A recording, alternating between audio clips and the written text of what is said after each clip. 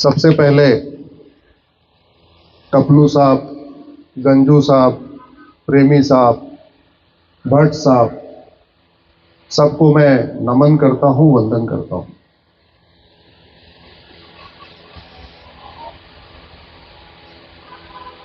फिलिस्तीन में कोई मरता है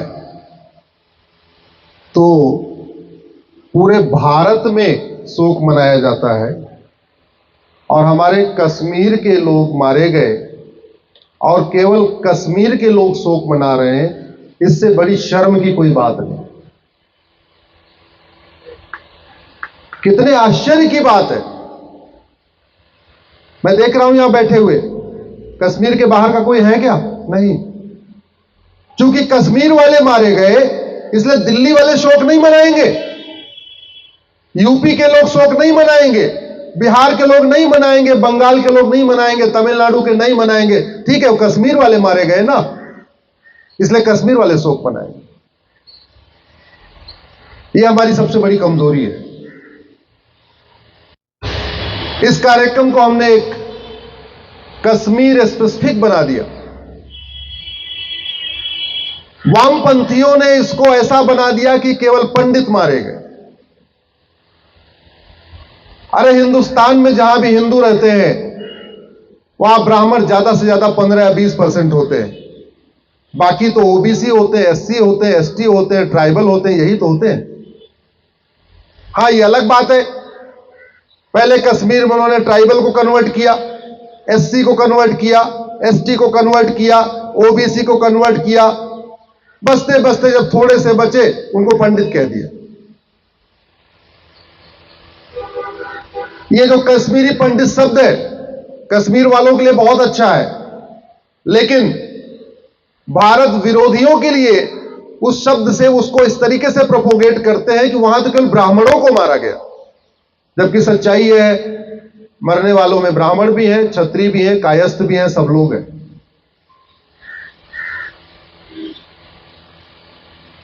सवाल यह है कि जिस सोच ने 1990 में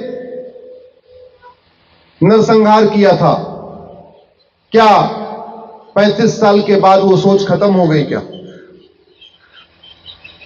जिस सोच ने 1947 में विभाजन कराया, जिस सोच ने 1989 में टिक्कालाल टपलू जी को मारा, जिस सोच ने 1990 में बाकी सबको मारा, क्या वो सोच खत्म हो गई क्या? जून के महीने में बांग्लादेशी हिंदू बहुत अपने आप को सुरक्षित मान रहे थे, और जुलाई के महीने में क्या हुआ? क्या हुआ जुलाई के महीने में? अरे जुलाई के महीने में वहां पिता के सामने बेटी का बलात्कार हुआ है, भाई के सामने बहन का बलात्कार हुआ है, बच्चे के सामने मां का बलात्कार हुआ है, पति के सामने पत्नी का बलात्कार हुआ है। तो जो 1947 में हुआ वो 1989 में हुआ, वो 1990 में हुआ, वो 2024 में भी हो रहा है। इसका मतलब सोच तो खत्म नहीं हुई, सोच तो वही है। पाक नापाक की सोच तो जिंदा है, हराम और हलाल की सोच तो जिंदा है, नेक और काफिर वाली सोच तो जिंदा है।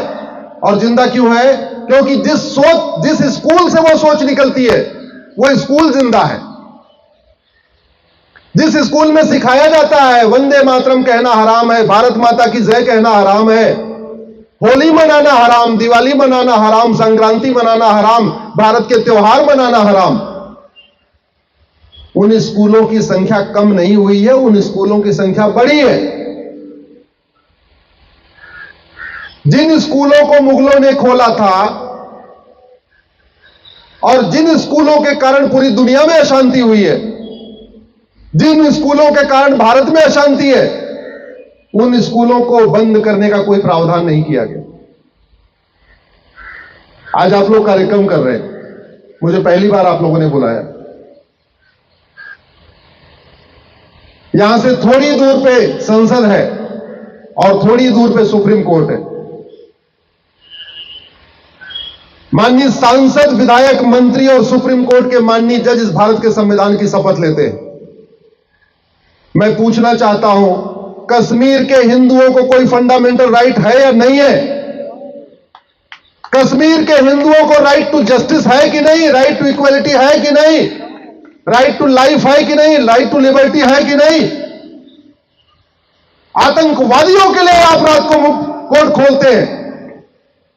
आपको याकूब मेनन के फंडामेंटल राइट की चिंता है, दिल्ली में दंगा करने वालों के फंडामेंटल राइट की चिंता है, ड्रग स्मगलर के फंडामेंटल राइट की चिंता है, ह्यूमन ट्रैफिकिंग करने वालों के फंडामेंटल राइट की चिंता है, अलगाववादियों के फंडामेंटल राइट की चिंता है, माओवादियों के फंडामेंटल राइट की चिंता है, नक्सलियों के फंडामेंटल राइट की चिंता है, जिहादियों के फंडामेंटल राइट की चिंता है।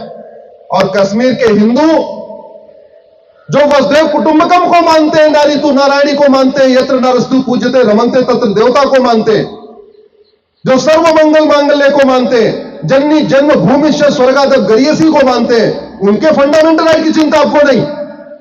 जो वंदे मातरम बोलते हैं, भारत माता की जय बोलते हैं, उनके फंडामेंटल राइट की चिंता नहीं। माननीय सुप्रीम कोर्ट के जज बताएं कि जो लोग कश्मीर में मारे गए उनके हत्यारों को कब फांसी होगी? माननीय सांसद, विधायक, मंत्री, जज बताएं, जो लोग कश्मीर में मारे गए उन हत्यारों की 100% प्रॉपर्टी कब जब्त होगी? जो कश्मीर में मारे गए उनके हत्यारों की सिटीजनशिप कब खत्म होगी? वो भारत के नागरिकता से उनकी लिस्ट से उनका नाम कब हटेगा? मैं आप लोगों से आग्रह करता हूं, इसको आप केवल कश्मीरी जेनोसाइड का मामला मत रखिए, यह हिंदू जेनोसाइड का मामला है। जब तक आप इसको कश्मीर का जेनोसाइड बना के रखेंगे, आप हिंदुओं का भी नुकसान करेंगे, अपना भी नुकसान करेंगे। आप लोग अपने आप को क्यों केवल कश्मीरी पंडित कहते रहे? आप हिंदू हैं, हिंदुस्तान के नागरिक हैं, आपको वो सारे फंडामेंटल राइट है जो राइट भारत के जजों को है, भारत के सांसदों को है, भारत के मंत्रियों को है। जो आधे से ज्यादा तो पकड़े ही नहीं गए, और जो पकड़े गए आज तक उनको सजा नहीं हुई। सजा क्यों नहीं हुई? क्योंकि गवाह नहीं मिल रहे, गवाहों के बयान नहीं हो पा रहे। मैं माननीय सांसदों, विधायकों, मंत्रियों और सुप्रीम कोर्ट के माननीय जजों से पूछता हूं, आपके परिवार के सामने अगर किसी की हत्या हो जाए तो क्या आपके परिवार के अंदर इतनी हिम्मत है कि जाके कोर्ट में गवाही देगा? आप पुलिस की सुरक्षा में रहते हैं, इसके बावजूद आपके बच्चे, आपकी बेटी, आपकी पत्नी सोचते हैं क्यों गवाही देना, क्यों पचड़े में पड़ना, क्यों हमें कोर्ट जाना। और आप चाहते हैं कि कॉमन मैन आके गवाही दे, आतंकवादियों के खिलाफ आके गवाही दे, अलगाववादियों के खिलाफ आके गवाही दे। आप क्यों नहीं उनका नार्को टेस्ट करते, पॉलीग्राफ टेस्ट करते, ब्रेन मैपिंग करते, तीनों टेस्ट करके उनको सजा दे देते उठा के? इस सड़ी हुई न्यायिक व्यवस्था के कारण अपराधियों के हौसले बुलंद हैं। इस सड़ी हुई न्यायिक व्यवस्था के कारण अलगाववादियों के, आतंकवादियों के, माओवादियों के, नक्सलियों के, जिहादियों के, मिशनरियों के, भारत विरोधियों के हौसले बुलंद हैं। क्यों? क्योंकि उनके खिलाफ लोग गवाही देने से डरते हैं, और डरते इसलिए है कि भारत में लाखों गवाहों की हत्या हो चुकी है। अरे आतंकवादी के खिलाफ गवाही देने से तो मैं कह तो रहा हूं ना, एक बार बहुत सारी ऐसी घटनाएं हुई है जहां सांसदों का परिवार मार्केट में था, उनके सामने हत्या हुई है, लेकिन कभी सांसदों के परिवार ने गवाही नहीं दिया, जबकि वो पुलिस की सुरक्षा में रहते। ये जो नौकरशाह है, चाहे वो कलेक्टर है, चाहे कप्तान है, चाहे कमिश्नर है, क्या उनके परिवार के अंदर इतनी हिम्मत है कि अगर उनके परिवार के सामने कोई चेन स्नैचिंग हो जाए, मर्डर हो जाए, रेप हो जाए या कोई दुर्घटना हो जाए, वो जाके गवाही देंगे क्या? नहीं देंगे। जब वो खुद गवाही देने से डरते हैं तो कॉमन मैन को क्यों नहीं डर लगेगा? डर लगेगा। हर व्यक्ति सोचता है 20 साल हो गया, 30 साल हो गया, 40 साल हो गया। मुझे समझ में नहीं आ रहा है आतंकवादियों, जिहादियों और कि फंडामेंटल राइट की इतनी चिंता क्यों है? जो कानून अच्छे लोगों के लिए, वही कानून बुरे लोगों के लिए। अच्छे लोगों के खिलाफ तो गवाही लोग दे सकते हैं, बुरे लोगों के खिलाफ दे सकते हैं क्या? देवता के खिलाफ तो लोग बोल सकते हैं, दानव के खिलाफ बोल सकते हैं क्या? इंसान के खिलाफ तो लोग बोल सकते हैं, राक्षस के खिलाफ बोल सकते हैं क्या? नहीं बोल सकते। दुख मुझे इस बात का है, 35 साल बीत गए। टीकालाल टपलू साहब को 35 साल हो गए। उसके बाद जो गंजू साहब मारे गए, भट्ट साहब मारे गए, पंडिता जी मारे गए, गिरिजा जी मारी गई, सबको लगभग 34 साल 35 साल हो चुका है। आप में से मुझे बताया कौल साहब ने कि आपके भाई की हत्या हुई थी, आपके भाई की हत्या हुई थी, मुझे बता रहे थे। मतलब जिस भारत में जस्टिस विद इन आवर होता था,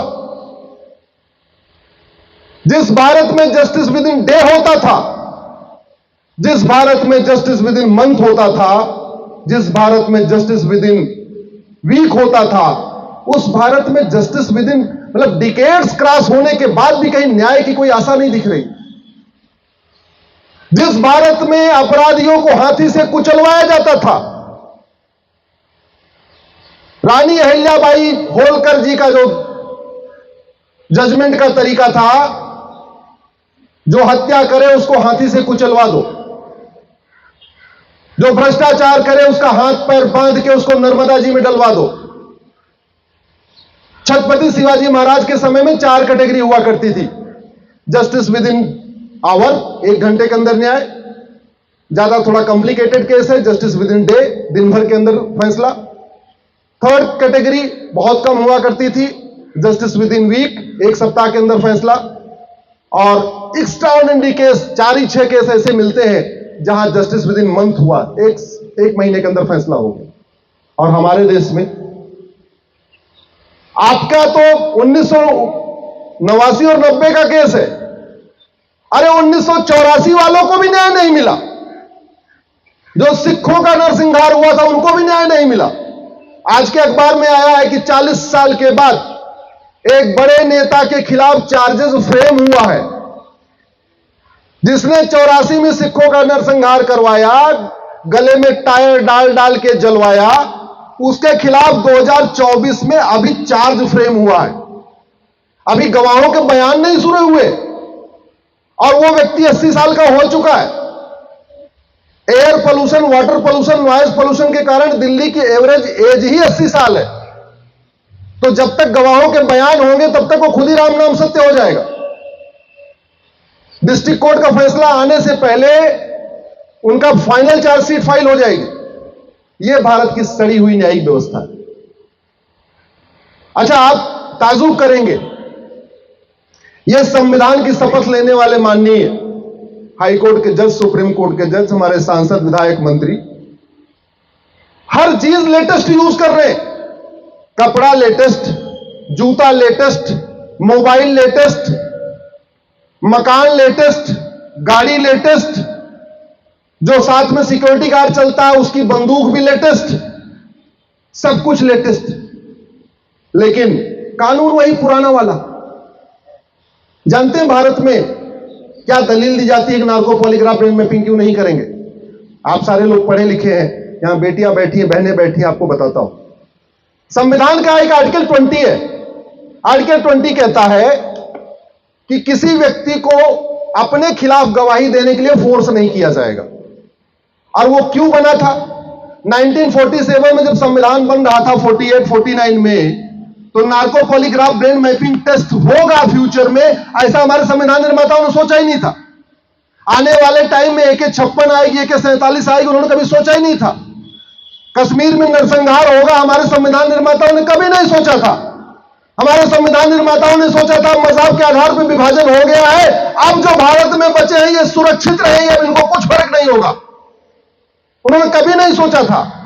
आर्टिकल 20 में उन्होंने कहा कि भाई, चूंकि पुलिस कई बार लोगों को टॉर्चर करती है, 3rd डिग्री देती है, उल्टा टांग देती है और अपना अपराध कबूल करवा लेती है, वो ना होने पाए, इसलिए आर्टिकल 20 में कहा कि कोई व्यक्ति अपने खिलाफ गवाही नहीं दे पाएगा।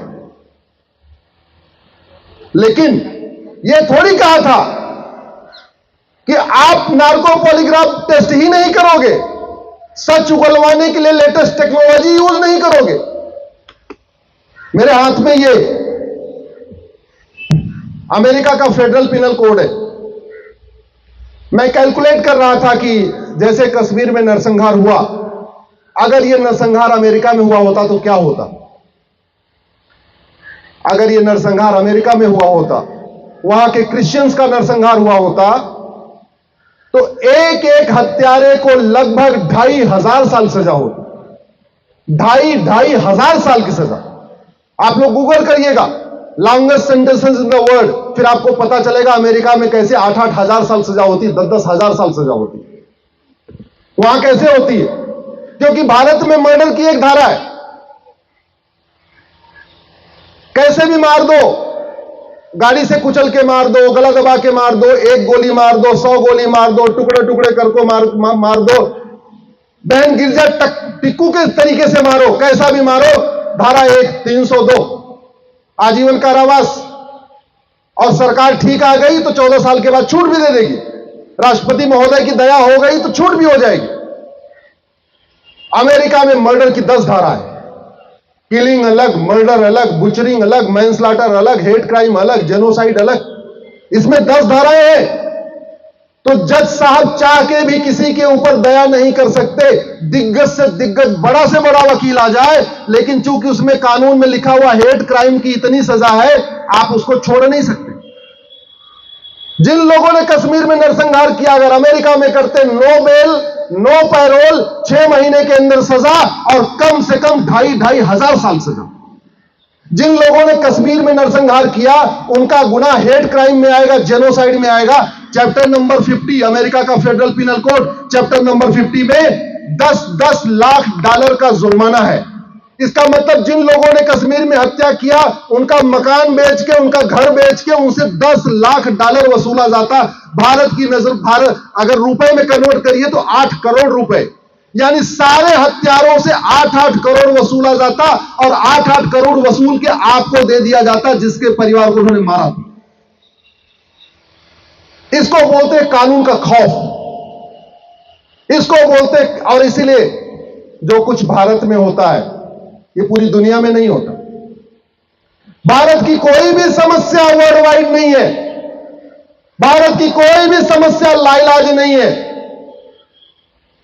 और बीमारी, डॉक्टर बदलने से बीमारी ठीक नहीं होती, याद रखिएगा।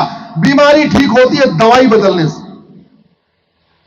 1989 के बाद, टिक्कालाल टपलू जी की हत्या के बाद कितने सुप्रीम कोर्ट में जज आए और चले गए, कितने हाई कोर्ट में जज आए और चले गए, कितने राष्ट्रपति बने और चले गए, कितने लोग प्राइम मिनिस्टर बने और चले गए। न्याय मिला क्या आपको? जोर से बोलिए, न्याय मिला क्या? हां, क्यों? क्योंकि डॉक्टर तो बदलते रहे, दवाई नहीं बदली। और बीमारी ठीक होती है दवाई बदलने से। मैं इसी दवाई बदलने की लड़ाई लड़ रहा हूं और आप लोगों से निवेदन कर रहा हूं, भारत में आपके परिवार ने तो जो खोया खोया, आप लोग तो अपना सब कुछ खो चुके हो। आपने अपना मकान खोया, आपने अपनी दुकान खोई, आपने अपना खेत खो दिया, आपका खलिहान चला गया, आपका व्यापार चला गया, आपका उद्योग चला गया, आपके बगीचे चले गए, वहां दूसरे लोग रह रहे हैं। आपको दोबारा वहां मिलेगा नहीं मिलेगा मुझे नहीं पता, लेकिन किसी और के साथ ऐसा ना हो, कम से कम यह कसम खाइए, यह शपथ लीजिए। 5-5 हजार फेसबुक फ्रेंड बनाइए। फेसबुक पे बंगाल से लेकर दिल्ली तक सबको अपना फ्रेंड बनाइए। लिखिए क्या हुआ था, क्या हुआ था उसको लिखिए। आपको उसके बदले क्या मिला वो लिखिए। आपको अभी तक न्याय नहीं मिला वो लिखिए। सांसदों से मिलना शुरू करिए, विधायकों से मिलना शुरू करिए और उनसे पूछिए ये गवाही क्यों हो रही है। राक्षसों की गवाही नहीं होती है, राक्षसों को तो फांसी देना चाहिए।